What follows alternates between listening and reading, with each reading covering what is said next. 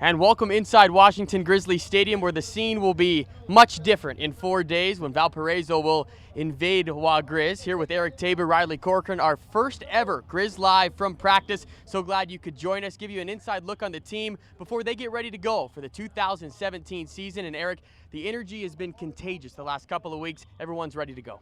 I have noticed that this is probably the most high energy fall camp since I've been here at the University of Montana. The guys are having fun every time they walk on the field, and that's turned into some pretty good results. In these scrimmages, we've seen a lot of big plays on both sides of the balls, which has really helped the energy be up for everybody. Third year for Coach Stitt and his staff. Of course, last year ending in disappointment, but Coach Stitt has said multiple times, maybe a blessing in disguise in the sense the motivation level has been at an all-time high. These player-run workouts that we've seen, and then these guys come out for fall camp, it's just a different team from the unity standpoint and where they're at physically. There hasn't been a day go by that they haven't thought about that game and what they could have done different, all the woulda, coulda, shouldas, and everything like that. But the only point of thinking about it is to fix it.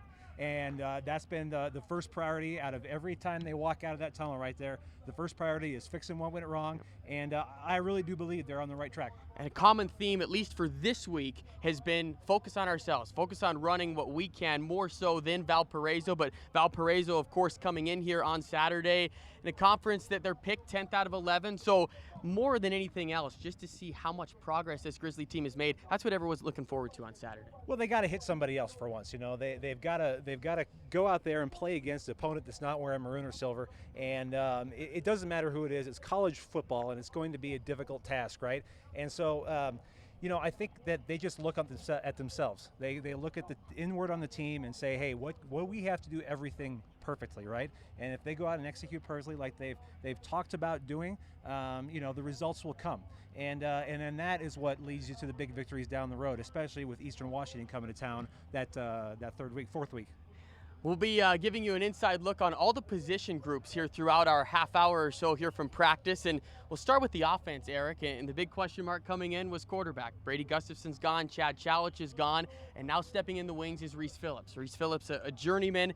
It will be 4 years and 10 months to the day since he started his last game as a senior in high school, but he has been poised throughout fall camp and emerged as a true team leader and running the offense pretty efficiently to start. One of the things I actually like about this team most this year is that there's a lot of question marks, and it starts with the quarterback. It's a lot of unknowns. But like I said, this team is visibly improved every single time they've come out. So having the lower expectations, I think, is just a great thing for a guy like Reese Phillips, because he has worked very hard to improve over the summer and really embrace that leadership role. You know what I mean?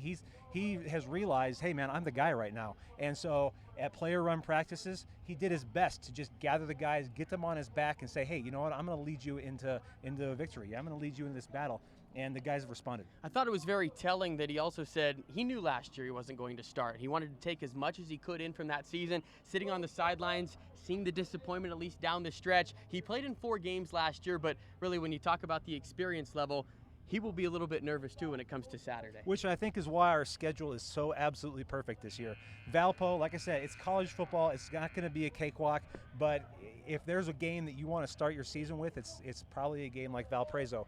Where you come out and you get first team reps, you work on executing your stuff against a team that's not Washington, and then you go back to the film room after the game and you really improve in the coming weeks. So you're looking at Reese Phillips right now going through some drills, but we'll talk about the other guys that are behind him. It is pretty set now, at least the depth chart. Gresh Jensen, the freshman, he has a lot of poise. And again, for him coming in, learning the offense, he's very cerebral, one of the last guys out of the film room, it seems, all the time. The future's bright for him, and he has emerged. He will be the backup quarterback this year for Reese Phillips if something should happen. Yeah, you can see him there on your screen now, and I'm not sure I've seen anybody throw a nicer ball than Gresh Jensen. And for a redshirt freshman to have that kind of release and that kind of even strength on his arm is really surprising. But if you talk to Coach Stitt, you talk to Coach Andrew Sell, the quarterback's coach, it's what's between the ears. It's the upper 6 inches that sets him apart from a lot of quarterbacks, and what makes him the backup guy as a redshirt freshman. Griz Jansen, 18 school records at Auburn Mountain View High School. Pretty impressive. And then Caleb Hill. He came in last year, made sure he was enrolled for spring ball, but grasping the offense, very tough to do when you're coming from a different system. He's very athletic, a lot of upside, but I think just maybe having more grasp of the offense and understanding of everything will put him in a better spot down the road. Yeah, and look for Caleb to do a lot of work. You know, he's not going to just ride the pine the whole season long. Look for him to do a lot of work in certain packages. They know he can run, right? And so he's gonna come in, and you know, if it's a kind of situation where quarterback needs to pick up a few yards, he's going to be the man. So it looks like now the depth chart for the Griz, they'll have a senior to start in Phillips, the redshirt freshman Griz Jansen behind him, and then Caleb Hill will be the number 3 to begin. We'll transition now to running backs, and last year at times it seemed there was a lack of depth. Well, this year quite the opposite, and Jeremy Calhoun is a guy that's going to lead the way and be that featured back, and he's healthy, ready to go. He's looking great too in practices, and you know what's interesting about this running back group though is that Calhoun might be the guy, but there's a lot of guys underneath him. I think there's 5 or 6 running backs right now just in the depth chart that are going to be active. You know what I mean? And so running back is one of those positions where you take a lot of hits. Yeah. You know what I mean? And so there's got to be guys stepping up, ready to go, and I think we've found those guys. I think Coach Green has done an excellent job keeping those guys, you know, in the pipeline, ready to move, ready to get up there and fill that role when they need to. You know, coming in, we got guys like Josh Labrador, who are going to be, you know, he's a transfer from Snow College, he's a 6-foot guy himself, but Jeremy Calhoun, definitely the starter this year. And you look at that on your screen, 20 touchdowns the past 2 years. What was amazing, I was doing some research for this week's game, all 10 of his touchdowns came in a 4-game span. He did not score down the stretch. So that is something you can tell. The Grizzlies will go the way, if Jeremy Calhoun can find the end zone, good things are going to happen. But behind him, the guy that's going to emerge as the number 2 running back to start is Elijah Lee. Elijah Lee comes in from Washington State, 5'6", 200. He has a low center of gravity, Eric, and he has, again, really big upside once he learns this system a bit more. Yeah, he's only like 5'6" tall, you know what I mean? Low center of gravity, but he's a big boy. He can come inside and pop somebody. And you know, Jeremy Calhoun was that power back for us the last 2 years, actually. You know, and if people don't remember, he played as a true freshman and succeeded as a true freshman. That game down at UC Davis, he got pulled. His red shirt got pulled, and he got thrown into action. You know, because we had running back health issues. So he will be a big factor, and I think Elijah Lee, though, is going to surprise some people, though. He's had a great fall camp as well. I think he is, and then we'll move now to the wide receivers. Wide receiver, I'm looking at this, Eric. I don't know if there's a better group in all of FCS football. When you see these guys on the field and how they work together with Reese Phillips, it's very promising. It's very fun to watch. They run very quick, but any of them can come in at any point of the game. Keenan Curran leads the way. We all know about Jerry Louis McGee, but guys maybe like Sammy Akem are going to step up to the table. Lamariel Taylor, the UMass transfer. We could just go on and on about the names, but solid group of the wide receivers. Yeah, Keenan Curran's going to be your leader there, a junior, 6'2", and right there, that's the key to this whole receiver group there. They're tall and they are long. Sammy Akem is a 6'4" receiver with probably a 15-foot wingspan. You know, he's got arms for days. He runs fantastic routes. Coaches are really high on him right now. Keenan Curran, though, 10 touchdowns last year, tied for the most in the team with Jeremy Calhoun. He had 4 touchdowns against Idaho State. You know, he's a man that knows how to get that ball when it's, you know, time. He takes it in the end zone. 15 yards per catch last year for Keenan Curran. When we moved to Jerry Louis McGee, he had to battle some health issues. He missed a couple games in the middle of the season. It's crazy to think. He was 10 receptions shy of Joe Douglas's record, and he missed 3 games in doing it. So the upside, again, for Jerry Louis McGee is huge. He's a quiet leader out here in the sense of he leads by example, by how he works hard, and he's primed for a good sophomore season. Yeah, absolutely, and I think the whole world now is just wanting to see what Jerry can do this year. You know, he's going to be an exciting player to watch. But when you look at those Z receivers, what I am looking forward to most this year is actually seeing Jerry having some backup, you know what I mean? Yeah. I think Jerry having some support there in that position is going to be huge for the whole team. You know what I mean? Jerry caught almost double the amount of passes as anybody else in the team did last year. And so having a guy like number 82, Samori Toure, he's a redshirt freshman. Keep an eye on that number right there, because you're going to see him catch a lot of passes for the Grizzlies in the next few years. But relieving some of that pressure on Jerry to get every single ball in every play almost and do something with it is going to be huge. You mix it up with a guy like Samori, and you're going to see a lot of results. And you see Jerry Louis McGee right there. He set a school record 21 catches against Cal Poly. It was amazing to watch, but his wide receiving core is going to be great. Justin Calhoun, Sammy Akem on the outside. Justin Calhoun, he's a guy that He's so quiet when the way he goes about his business, but he's always so solid. You talked about that big game against Idaho State, but Sammy Akem is a guy that really probably Griz Nation doesn't know too much about, but he is a physical specimen and plays the part, and he has become, like I haven't seen before, a vocal leader as a freshman.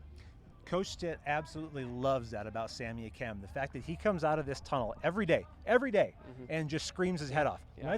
Let's go, getting everybody within earshot just hyped up. And that energy is contagious. I hear guys, when Sammy comes out of the tunnel, I hear guys on the other side of the field hollering back at him. You know what I mean? Because he wants the whole team to get up. And in those long days of fall camp, you need that as a player. You need something to lift you up, and Sammy is that guy. Brings it every single day. You talk about the long days of fall camp. There's not a position group that knows that better than the offensive line. These guys grind through it.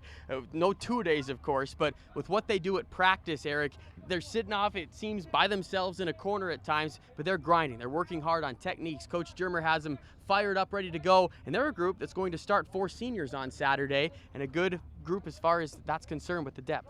Incredibly deep group, and they're all 300-pound mark too, so they've got the size, they've got the experience to really be a force, I think, in the Big Sky Conference this year, because pass protection is the name of the game with the Grizzly offense. You got a guy like David Reese leading the way there, 6'7", 301 pounds, is an absolute monster. He started every single game virtually of his entire collegiate career, so you can't buy that experience in college football. And like I said, pass protection, they are dialed in. They doing these reps that you see now. They will do that. Coach Germer will lead them through that all day long. And Reese Phillips would be the guy to tell you if he's looking good, it's because of what these guys are doing up front. You move over to his right, and Angel Villanueva, just a sophomore, but he brings a wealth of experience. He started every game last year as a freshman. We all know his backstory. He's a very highly motivated young man and someone that carries himself well, but he's holding down the spot at the left guard. It's amazing to say that he's just a sophomore. It's unreal, and he's the heaviest guy on the team too. I mean, he's checking in at 324 this year, and that's a lot of human being on an offensive line right there. But he works very hard. He's one of these guys that is grateful for everything that he's got. He comes out here and wants to prove himself every single day, and he plays like a senior, which for a redshirt freshman or a sophomore, that's very special. Cooper Sprunk returns as the starting center. He was thrown into duty when Ben Wire got injured last year and did a great job, was the team representative in Park City. And then on the right side of the line, that would probably be a question mark. I would say a fair question mark coming in. Robert Luke, certainly with some experience, but he will make his first start at right guard on Saturday. And then Mike Ralston, maybe one of the most interesting stories, Eric, on this whole team. He's made 4 different position changes, and now he's settled in. He will be making his first start senior year at right tackle. Well, I'm excited for him. He's done the work. He's bulked up from around the 240-pound mark to the 300-pound mark. So he looks the part. He's an absolute beast out there. And those last 3 guys you mentioned are all really interesting. They've all moved around different positions. Robert Luke's a guy who came in as a freshman and played as a sophomore. He's because of injury, he had to go play in center. Started, I believe, 11 games at center as a sophomore. And so now he's grown, and now he's playing guard for the Griz. He's earned his cuts, if you will. So he's also bounced around in position. And then Mike Ralston, what can you say about him? He's played tight end, and same with Cooper Sprunk. People forget Cooper Sprunk came here as a tight end as well, and they've both matured into really very good offensive linemen. It's amazing how all the roles can kind of be interchangeable, at least on the line, where you see a guy that maybe is the backup at right tackle, then he transitions to left tackle, and it's pretty seamless. But it seems like with the offensive line, any of these guys are capable to play each position. Yeah, and I think that's the way Coach Germer's dialed it up too, especially with the backups. If one guy goes down, they'll fit in 2 or 3 guys there that need to, whoever's the best fit for that spot at the time, they'll get the reps. The offense is looking solid to start. The wide receiving core and Reese Phillips are on the same page. We're going to take a quick break. On the other side, we'll tell you about the Grizzly defense, who returns 9 starters from last year. Coach Jason Seymour, very confident in his group. We'll tell you more about that as we continue on Griz Live. The future. It's wide open. It calls for radical new theories and essential truths to make sense of the world and our place in it. It calls for left brain logic and right brain creativity to find our next frontiers. It calls for brain waves and surf waves, passports and puffies, and grizzlies. Lots of grizzlies. The future. It calls for those ready to change the world. The University of Montana. Let's go there.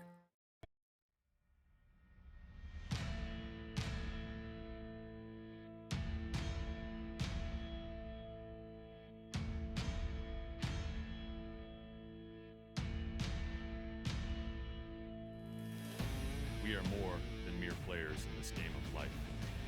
We are champions, working harder, digging deeper, with fierce determination and sheer force of will.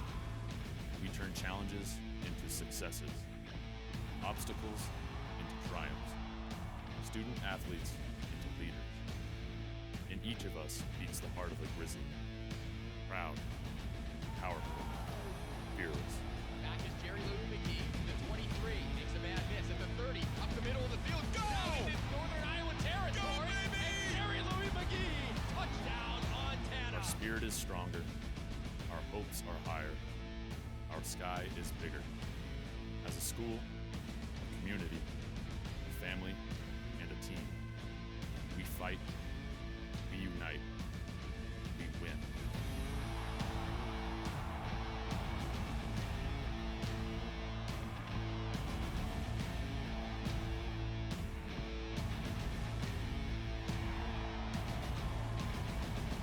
It's Keenan Curran. He's got it inside the 20.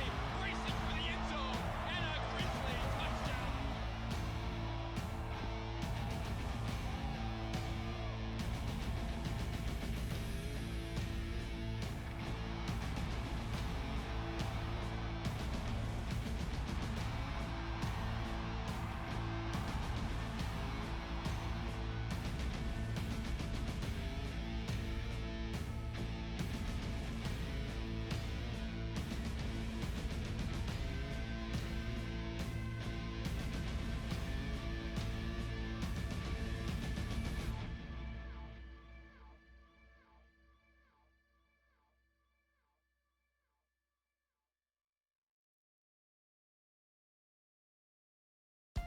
We are Montana.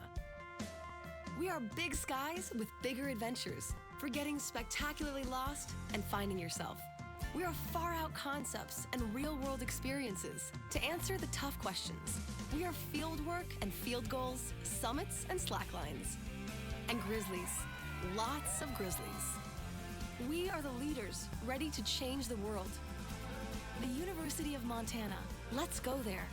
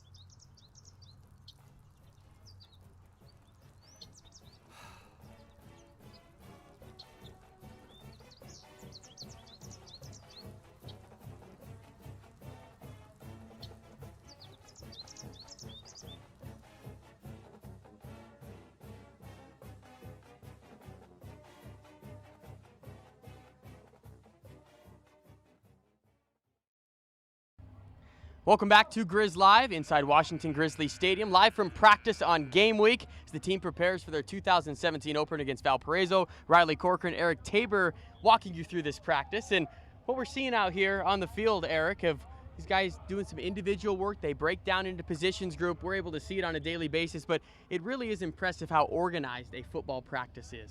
Yeah, the D-backs and the D-line are over here working together now, and you know, people don't realize the football practice is broken into 5-minute segments, and there's a horn that goes off after every 5-minute segment. And as soon as that horn goes off, whistle blows, people are moving, doing a new thing, and it's, you know, everybody's running from group to group. You see now we're getting ready for some special teams work and some more individual reps. But yeah, as soon as that whistle blows, people are moving around. So it's nonstop, and I think that's the guys get the most out of it. They're out here for 2 hours to do nothing but work, and there's not a lot of sitting around. There's not a lot of extra movement. come out, get your stuff done, and head back in and watch some film. We'll start with the defense, who had some great numbers last year. They're in the top 10 in numerous categories: tackles for loss, red zone defense, as well as first downs allowed per game. And the front four this year is going to be impressive. You lose guys like Caleb Kidder and Ryan Johnson, but when you can interchange and put in a Tucker Shy, get a great player like Chris Favoroso on the other side on the defensive end, it's pretty impressive. But let's talk about Tucker Shy first, the bearer of number 37. And I think he is the guy that's going to do that number very proud. You see no flaws in Tucker Shy's game. The defensive coaches, especially defensive line coach Brian Hendricks, very excited about what he's going to do this year. He can set an edge, they can move him inside, and they can stop the pass rush. And he's waited his turn. He's one of these guys that he's played a lot of football here at the University of Montana. He's going to get his first ever start on Saturday, and that's surprising because he's an extremely quality player. But what that says is that there are some very quality players in front of him as well. Tucker Shy, the Malta native, started as a linebacker actually his career, and then has transitioned a bit. We've seen that with a lot of guys, but the other guys up front, David Shaw is a new name, a Maryland transfer. He won't even start, but he's going to be in the mix to come off the bench, and it's pretty impressive. Brant Davidson, as well as guys like Jesse Sims. Well, this whole defensive line is just huge this year. I mean, that's the thing that everybody notices right away when you look at the D-line. Brant Davidson, 300 pounds, the senior, he's going to start defensive tackle. Backing him up, you got David Shaw, 6'5", 310 pounds. So you've got absolute beef there in the front row, not to mention Jesse Sims. Jesse Sims, people forget, he was going to head to Oregon State out of Corvallis High School. So a Pac-12 talent. But the coaches will tell you his real talent comes in the weight room. He works harder than almost anybody else on the team, and when you look at his biceps, you can tell. You can certainly tell. He was the off-season MVP, voted on by his teammates and coaching staff. That just shows you everything you need to with the defensive line. Next group up, linebackers. The linebackers, again, they return all three starters from last year, but there have been guys waiting in the wings like Vika Fa'atuiese, as well as Dante Olson and others. Jason Seymour has a plethora of linebackers for him to use this year. Well, and they really got their teeth wet, if you will, or teeth cut, what's the term? But this spring, they didn't have anybody to go with. They had their three starting linebackers out, and so this spring, lots of reps to the backup linebackers, and Vika Fa'atuiese is a guy who is going to benefit the most from that. He's going to start this week, coming in for Connor Strom, who's sitting out with suspension, but there's really not much let off in that game there. Vika Fa'atuiese is a fantastic player, but the guy to talk about is Josh Buss. I mean, he is going to be the leader of this linebacking core. He is extremely good at what he does. Number 42 there on the right side of your screen. Josh Buss, just a junior. That's what people don't realize. He was the team's defensive MVP last year, and this is his junior season. He was a sophomore All-American, all Big Sky product, led the conference in tackles for loss.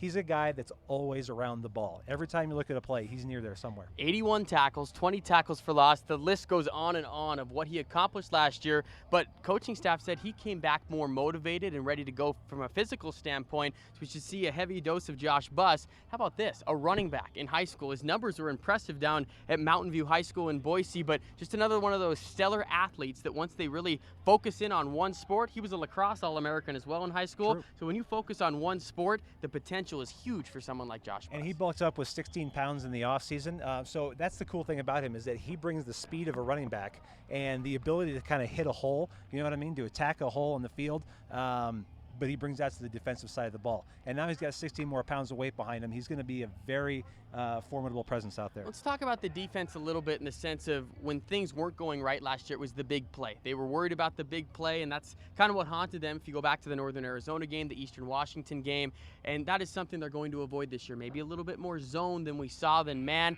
How do you think that might help out this squad this year, especially talk about the linebacking core and how that would change it? Well, I think it takes pressure off the DBs, and also it gives the linebackers a little bit more options, you know what I mean? I think having the ability to mix in some zone, to make the quarterbacks on their team think a little bit more about where they're going to put that ball, how they're going to place the ball, and who on the field is ready for it, who's maybe not ready for it. Josh Buss said yesterday in the press conference that he's really excited to have more tools in the toolkit, as it were, to work with out there on the defensive side of the ball. And we can't talk about the linebackers without mentioning James Banks. It seems like just from a statistical standpoint, he might get lost in the mix because he usually plays the weak side spot, but he is so solid and someone that Coach Seymour has said in his room of linebackers, he is by far the smartest linebacker, and it really shows on the field. Well, he's a chemistry major. He's also a pilot, a private pilot. You know, he's had a really interesting collegiate career too. He started at New Mexico Military Institute, little JC ball. Went out to Alabama, Birmingham to play down south, but they cut their team. So he's floated around a little bit, but he's really found a home here at Montana. And yeah, they really allude to his you know, what he's got between the ears as what makes him the most special. He's another guy that's in the right place at the right times, and he doesn't get the stats that a guy like Josh Buss does, but he will definitely be in the right spot to make things happen. And some more names you're going to hear down the depth chart: Dante Olson, as well as Vika Fa'atuiese, Shane Corcoran, a Culbertson native, as well as Dante Olson, Jace Lewis. He had a good spring as well. So the linebacking core is, I think, one group, if there's any group on the field that there's no worry at all, it would be in the linebackers. But we'll move to the secondary and the defensive backs position last year. That you lose J.R. Nelson, a guy that played half the season but still put up phenomenal stats in that game. And now you have Ryan McKinley as well as Markel Sanders on the outside, with the safety core of Josh Sandry and Justin Strong. Plenty to be excited about in the back end. Yeah, Coach J.B. Hall is super excited about what Ryan McKinley's bringing to the team this year. You know, Ryan McKinley's a guy that has earned his dues here, but a guy who's really just been outstanding, and there's no other way to describe it, is number 13 there on your screen, Josh Sandry. Josh Sandry is only a sophomore. He finished the spring game. What did he have? 3 interceptions, 2 pick sixes, and then he comes out here the first practice of fall ball. What did he do? Pick 6 right away. Picks up exactly where he left off. And so he's going to be playing, he's going to come in at strong safety this year, and he's going to be starting right away because he is a physical and a mental player that's going to be very good for the Montana secondary. From Big Fork, his grandpa, Bruce Olson, quarterback back in 57 and 58. But you talk about Sandry, Justin Strong from Oregon State. He had a great year to start things off, but plenty of big things expected for his senior season. Yeah, Justin Strong is going to be just a very, very solid player. You know, I don't see the coaches playing him in the first game, but he might not need to. You know, he's one of these guys that's going to be much needed with that Pac-12 experience come down the end of the season. Talk about Pac-12 experience, Markel Sanders, the transfer from Washington State, leading returner in breakups and pass deflections. Ryan McKinley's had a solid offseason. Those two at the corner spot be pretty impressive. Yeah, and you know, you talked about J.R. Nelson last year. J.R. is now locking it down for the Kansas City Chiefs, doing a great job over there at in NFL preseason.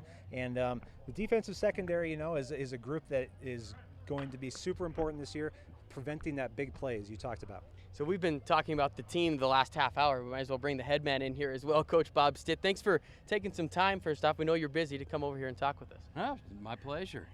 What do you think as far as game week's concerned? You guys get here, is there a different energy? Is there a different motivation factor that now it's going to count on Saturday? Yeah, it's way different, and what we talked with our guys about today is staying in the moment. It's Tuesday. We got to get some work done, and we've got tons of work to do this week before we're game ready, and just stay mentally focused and get yourself prepared. You've had a big question mark, at least throughout the offseason at quarterback. At least that was the outside edge, and now Reese Phillips comes in, and he's had a great fall. It's a great fall as a team leader. You've had many questions about him, but if you just watch Reese Phillips and the way he carries himself, you have to be pleased with your starting quarterback and how composed and confident he is. Yeah, and Reese was the guy in our mind the whole time, and he just needed to go out and do what he's been doing to solidify that spot. And we're excited to see him on Saturday when it really matters. Put you on the spot here. Strengths and weaknesses, you would say, going into game one, or maybe things that you're keeping your eye on that you'd like to see improvement before Eastern Washington comes in here, and also things that you think are very solid with the squad. I just stay focused and play good, clean football. Don't get wrapped up into the scoreboard, good or bad. Just keep playing and give yourself a chance to always win the game in the end. And if we do that, we're going to be fine. We got a lot of good players out there. We've heard about the mindset, the mentality of this team, and how hard that was to change from the end of November last year until now. Can you let us in a little bit on the process of what it takes from a day-to-day grind to get these guys mentally ready, mentally focused to make sure they're ready when they take the field? Well, it's hard, and they probably got tired of me preaching at them and harping on them all the time, but they've done a great job of buying in, and they've seen the other side of it, where if you're not close, what happens to your football team on Saturday? Even though you have a lot of talent, you're not going to be able to win a game in the Big Sky, and so they've really done a great job, and I'm looking forward to seeing all that work pay off.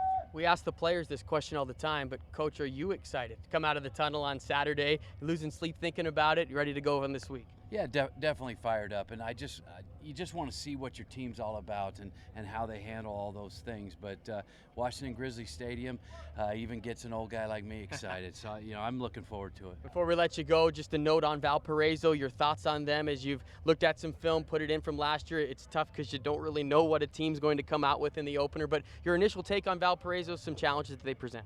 Well, they're a team on the rise, and their coach is going into his 4th year, and it's becoming his team, and he's got some seniors and a lot of juniors playing, and they're in his system for long enough to where he's going to feel comfortable with them, and they do a lot of things on offense, a lot of different formations and motions. We got to be able to get lined up and be gap sound, and offensively we've got to be able to go out and adjust to whatever they do to us and not get caught up in the moment of the stadium and all the excitement and really get focused in on where the ball needs to go as a quarterback.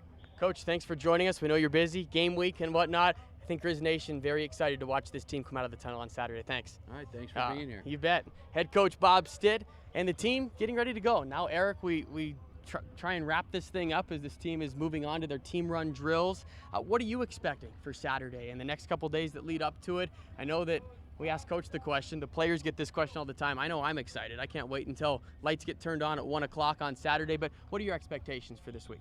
Nothing but high energy. I'm thinking the guys are going to come out of the tunnel. They are really, really excited for this game, and I think they just want to go out there and play the cleanest, crispest football they possibly can, because that's what it's all about. That's what Coach just talks about, just coming out, minimizing mistakes, and putting on a show for Griz Nation. And the one thing that we've been able to see on a daily basis, but what the Griz Nation is going to see, just the difference in mentality this year. Can you put it into words a little bit for everyone? It's just tough because we see it again from day to day, but just how different this squad is and just the feel around it, the togetherness. It's hard to put into words, but they have it. I'm going to put it into words. In fact, I won't put it into words, but I'll let Sammy Kim put it into words. When he comes out of that tunnel, I'll say it again, it's let's go. He's screaming at the top of his lungs, and you can just see the air in the stadium just lift up as soon as he comes walking out on the field.